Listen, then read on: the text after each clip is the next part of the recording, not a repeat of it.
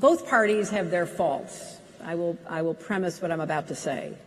And we can all do better. And I can certainly do better. I mean, obviously, in the heat of battle and political back and forth, I've said things that, you know, I would like to take back. We all are like that. But I do worry that what's happened to the Republican Party is that it's being held captive by a very small group of powerful forces. We have seen the power of the NRA, for example, and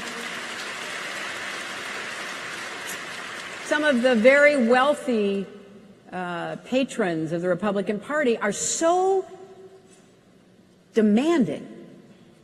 If you deviate from their stated requests, they will fund somebody to run against you in a Republican primary.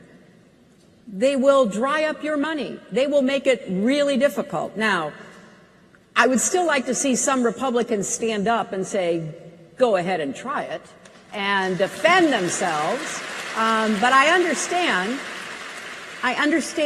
how intense the partisanship is within the Republican Party, so that you worry about somebody on your far right coming in to try to defeat you in the primary, and you end up kind of going along and wondering what you can do in the future. And the only way to remedy that is to make it very clear we are just not going to accept that kind of politics. You know, I was the first person to run for president who had to deal with both Citizens United and the gutting of the Voting Rights Act. So with Citizens United, it was all bets are off, more money than we've ever seen, and being spent in ways we still to this day don't know. I mean, the NRA spent more money against me than they've ever spent against anybody. And all these other groups were just pumping it out, because with the Citizens United decision, we can't stop it, and we can't even follow it, and we often don't even know after the fact. And then the Voting Rights Act, which was gutted, opened the door to voter suppression like we haven't seen in 50 years.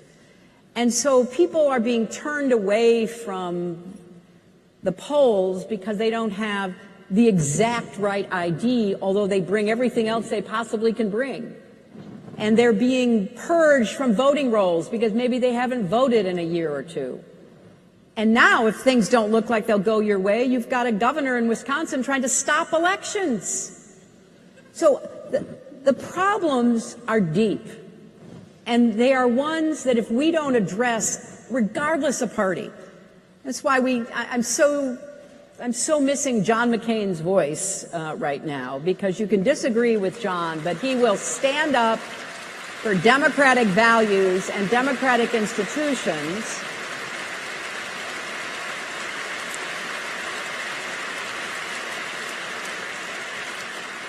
And other Republicans who have spoken out are retiring. They're leaving right here in New Jersey and in Pennsylvania and in states across America. They're leaving because they know they will be shown no understanding by the hard right and the money that funds it.